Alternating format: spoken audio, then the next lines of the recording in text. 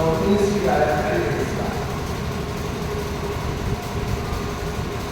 میں اپنا بیان سے پہلے تبدیل کے طور پہ ریاض کروں بعض مقابل یا مبلغ یا باعث جو مجلس سے پڑھتے ہیں اور مستقل طور پہ آپ ان سے بیانات سنتے رہتے ہیں، سماعت کرواتے ہیں، اور یہ کہیے کہ مجلس کا ٹرینڈ بن گیا اور جو آپ پہلے ہم نے ڈال دی بالکل ایسا ہو گیا جیسے مرثیہ کوئی اور حصہ ہے، تقریر کوئی اور حصہ ہے۔ مرثیہ خان کے آزادی کے جیسے درمیان لڑائی ہو رہی ہے کہ وہ پڑھیں گے تو وہ نہیں آئیں گے، جب مرثیہ شروع ہوگا تو مول صاحب نہیں آئیں گے، اور مول صاحب اگر آ گئے تو وہ چھوٹے مول صاحب ہیں، سمجھے؟ بڑے والے جو ہوتے ہیں جسے آپ بڑا بنا دیتے ہیں یا بڑا سمجھتے ہیں تو وہ ان کا معیار یہ ہوتا ہے کہ وہ جب آتے ہیں کہ مرثیہ ختم ہو جائے، 2-4 آدمی درمیان میں کچھ پڑھ لیں اور پھر لوگ سلوات دے دیں اور ہٹو بچو ہو اور وہ آگے آئیں تو پھر معلوم ہو کہ یہ مولوی صاحب ہیں۔ 2 راستے ہوتے ہیں مجلس میں، 2 لائنیں بنانا، یہ تو ایک الگ بات ہے کہ جو علمی لوگ ہیں وہ اس بات کو جانتے ہیں کہ مجلس کے 2 حصے ہیں، ایک نظم ہے، ایک نثر ہے۔ نظم اور نثر اتنا تو سبھی جانتے ہیں، اسی کو اگر آپ اس کی جمع کریں گے تو نظم کی جمع ہے منظومات اور نثر کی جمع ہے منصورات۔ منصورات سے ہے، اس بات سے ہے، کبھی آپ اس منصور کو ملا دیں منصورات، تو یہ دونوں الگ الگ لائنیں ہیں اور اس کے اندر اس کو سمجھنے کے لیے انسان کے پاس علم ہونا چاہیے۔ مدح معصومین چاہے نثر کے ذریعے ہو چاہے نظم کے ذریعے ہو، باعث اجر ثواب، جو جتنے پہلے مجلس میں آئے گا وہ اتنا ثواب لے کے جائے گا۔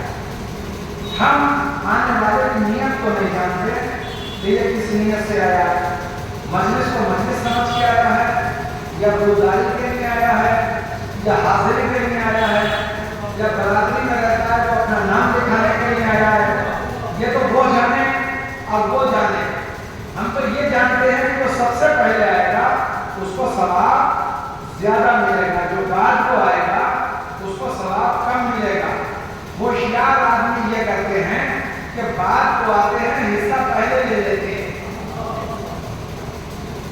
اب وہ اسے ہوشیاری سمجھتے ہیں، اب بعد میں اس کو قابل کرتے ہیں باہر نکلنے کے بعد۔ تو ہم تو بالکل تیاری پہ گئے تھے اور ایک دم یوں گئے یوں آئے، منہ دکھا دیا بات پوری ہو گئی۔ نہیں، جیسے آئے تھے کتنی دیر کے لیے آئے تھے آپ اتنا ہی لے کے گئے ہیں، اس سے زیادہ لے کے نہیں جا سکتے۔ سب بات محمد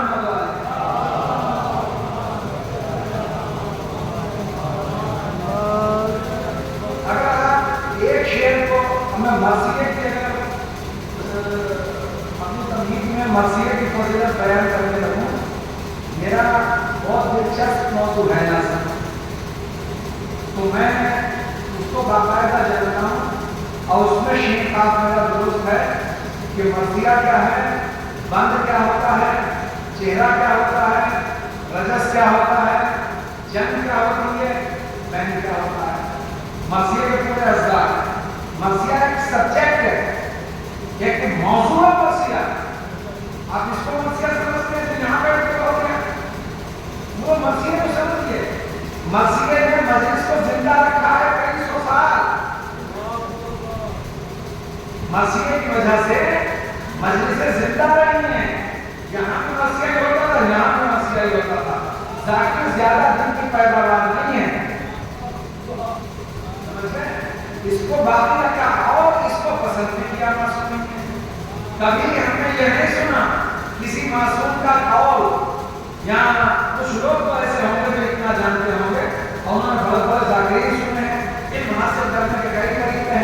یا تو انسان عالم ہو، جب پیدا ہوتا ہے تو پیدا عالم ہو جیسے معصوم ہوتا ہے، یا پھر وہ اسکول گیا ہو، مدرسہ گیا ہو جیسے آپ اور ہم، تب عالم ہوتا ہے، یا پھر کسی مجلس میں بیٹھے اس میں کچھ سنے تب عالم ہوتا ہے. تین طریقے حاصل کرنے کے علم کے. تو اتنا تو لوگ جانتے ہی ہوں گے اور سمجھتے ہی ہوں گے. کسی معصوم کا قول ضرور سنا ہوگا کہ کبھی آپ نے یہ نہیں سنا ہوگا کہ کسی معصوم نے کسی ذاکر سے یہ کہا ہو بس مجلس ہو، کسی عالم سے یہ کہا ہو کہ تھوڑے سے مسائل بیان کر دو.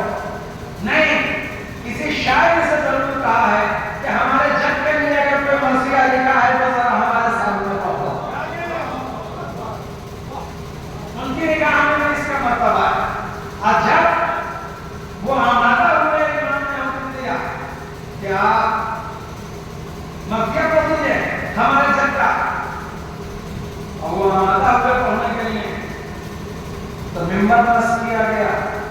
یہ امام کے طور پر آ گیا ہے، آج کے امام کا پہلا ممبر نصب کیا گیا.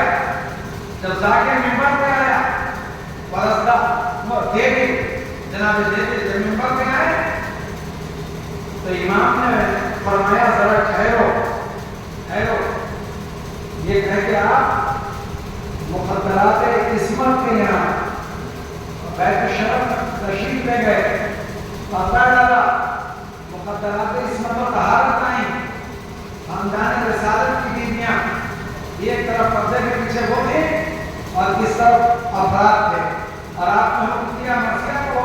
تو کہا کہ مولا میں آپ سے بلند مقام پہ نہیں رکھ سکتا، آپ کی موجودگی، آپ مجمع کے درمیان، آپ اس مجلس کے درمیان، اور میں آپ سے بلند مقام پہ بیٹھوں. تو آپ نے فرمایا کہ دیکھیں ہم حکم دیتے ہیں تمہیں کہ تم ہم سے بلند مقام پہ بیٹھو، اس لیے کہ تم ہمارے جد کے مسائل بیان کرنے والوں نہ ہو، تمہارا مرتبہ بلند ہے. اب تم یہ سمجھ رہے ہو کہ ہم اس مجلس میں بیٹھے ہوئے ہیں، تم دیکھ نہیں رہے اس مجلس میں ہماری جدہ